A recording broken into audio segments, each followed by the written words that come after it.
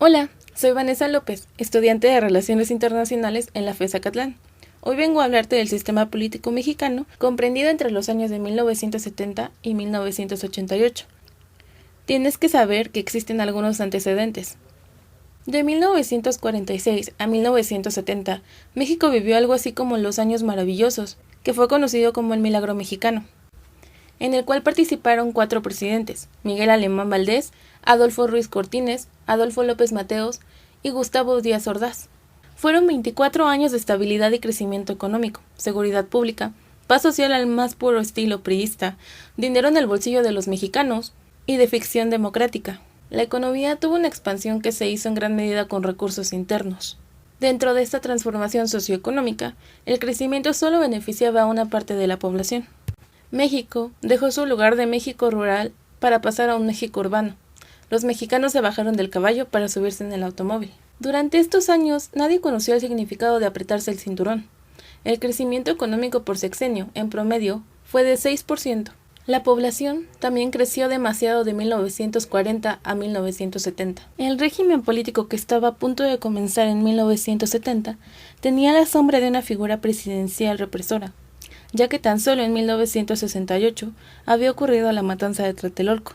El presidente Díaz Ordaz seguía con la democracia ficticia, que había sido sello del sistema político mexicano durante ya varios sexenios. Para el fin del sexenio de Gustavo Díaz Ordaz, el país atravesaba, en apariencia, una época de estabilidad. Al finalizar su sexenio, Gustavo Díaz Ordaz dejó el país en una aparente estabilidad. Sin embargo, lo único que parecía intacto eran los excesos de presidencialismo mexicano y sus arraigados mecanismos de control, represión y autoritarismo. Hay que anexar que además la época de oro de la posguerra había terminado, lo que provocó una disminución en la velocidad del crecimiento económico a nivel internacional. Desde 1973 ya podemos notar los inminentes rasgos de una crisis generalizada, pero eso lo veremos más adelante en otros sexenios. Durante los mandatos de los presidentes Luis Echeverría y José López Portillo, el gobierno intentó atraer a los grupos inconformes por medio de amnistías, apertura de nuevos centros de educación superior, como la Universidad Autónoma Metropolitana en 1974, y de mecanismos de apoyo a la clase trabajadora, como el Instituto de Fondo Nacional de Vivienda para los Trabajadores, Infonavit, creado en 1972, así como mediante reformas electorales y discursos relativos a la apertura democrática y al nacionalismo. Comencemos con Luis Echeverría, quien protestó el 1 de diciembre de 1970 como presidente constitucional, y desde ese mismo día quiso mostrar a México que era diferente a los demás. Su distintivo, los colores nacionales. A pesar de que Echeverría quiso contener el aún latente reclamo estudiantil, el autoritarismo presidencial había quedado intacto y durante su sexenio la represión y la tortura siguieron siendo el instrumento para mantener la supuesta paz social.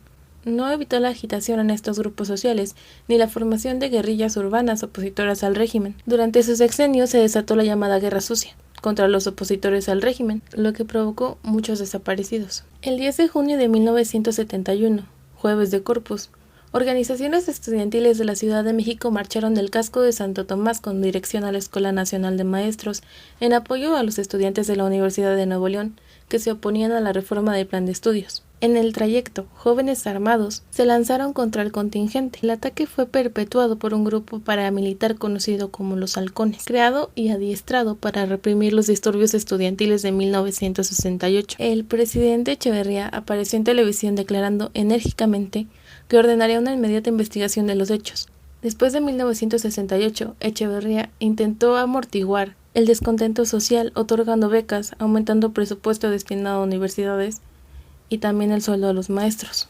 Echeverría se dio cuenta de la importancia que había tomado la iniciativa privada, y es por eso que pasó del desarrollo estabilizador al desarrollo compartido, que no fue más que puro y llano populismo. Bajo este esquema, el nuevo presidente se pronunciaba constantemente a favor de que la iniciativa privada velara por los intereses patrios, promoviendo la intervención del Estado en las actividades empresariales. Así fue como el Estado mexicano adquirió un gran número de empresas, muchas de ellas en quiebra, para que de esa manera las utilidades se emplearan en beneficio de los más necesitados. Esta política populista le provocó un severo distanciamiento con la iniciativa privada, que lo tachó de izquierdoso.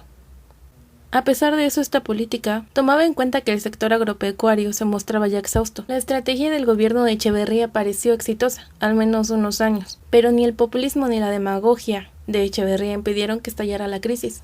Su sexenio había sido un fracaso. El peso se desplomó de 12.50 a casi 25 pesos por dólar. La deuda externa se triplicó, elevándose de 8.000 millones de dólares a 26.000 millones de dólares. El salario real cayó a la mitad, y la democracia continuaba siendo un terreno inexistente en el lenguaje del sistema político mexicano, lo que resultó en un cúmulo de severos desequilibrios macroeconómicos.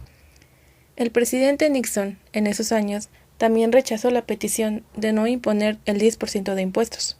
A pesar de la crisis que había dejado el sexenio de Luis Echeverría, nada impidió que en 1976 el PRI ganara de nuevo las elecciones por falta de oposición. José López Portillo y Pacheco tomó posesión como presidente de la República en medio del caos. El nuevo presidente tenía un carisma natural. Tenía enfrente la inflación por las nubes, el peso por los suelos, la delincuencia y la impunidad. Los primeros 2 años de sexenio estarían dedicados a tomar medidas emergentes a fin de crear entre los empresarios, los inversionistas y la comunidad internacional un ambiente de confianza en el gobierno mexicano. El gobierno había firmado con el Fondo Monetario Internacional el compromiso de no contratar una deuda mayor a 3.000 millones de dólares anuales, controlar el déficit presupuestal, recortar el gasto público y restringir las políticas salariales. Durante su sexenio, se abrió la clara posibilidad de explotar la reserva petrolífera que desde 1974 se sabía que México poseía, y gracias al autoritarismo presidencial imperante en México, eso prosperó sin mayores obstáculos. Las relaciones entre México e Israel habían mejorado considerablemente. Cuando Irán decidió suspender el abastecimiento de petróleo a Israel como represalia por no tomar medidas externas contra los palestinos, México apareció como el principal abastecedor de petróleo en Israel. A pesar de la emoción por haber encontrado petróleo, en 1977 comenzaron los problemas. A medida que la economía comenzaba a reactivarse, el endeudamiento se volvió atroz. El presidente no midió los riesgos de apostar el destino del país al petróleo. Desde 1978 abandonó la austeridad y la mesura económica. Los bancos extranjeros estaban dispuestos a prestar y el gobierno prescindió del Fondo Monetario Internacional.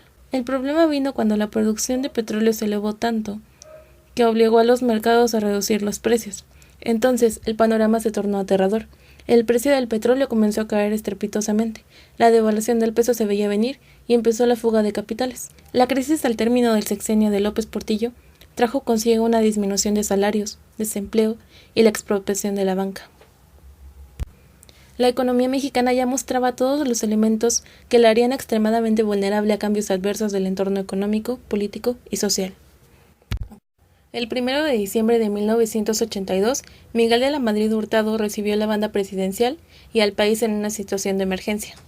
Ese sexenio no tenía opción, tenía que disciplinarse ante el Fondo Monetario Internacional y el Banco Mundial e implementar una serie de programas para reducir la inflación, proteger el empleo y tratar de impulsar la planta productiva. Así llegó el famoso Pacto de Solidaridad Económica, en el que el gobierno pidió a los sectores productivos y económicos del país mantener una política de austeridad. Un acontecimiento que marcó su sexenio fue el 20 de noviembre de 1984, cuando la planta de almacenamiento de Pemex de San Juan Ixhuatepec en Tlalnepantla explotó provocando un incendio al que le siguieron múltiples explosiones más.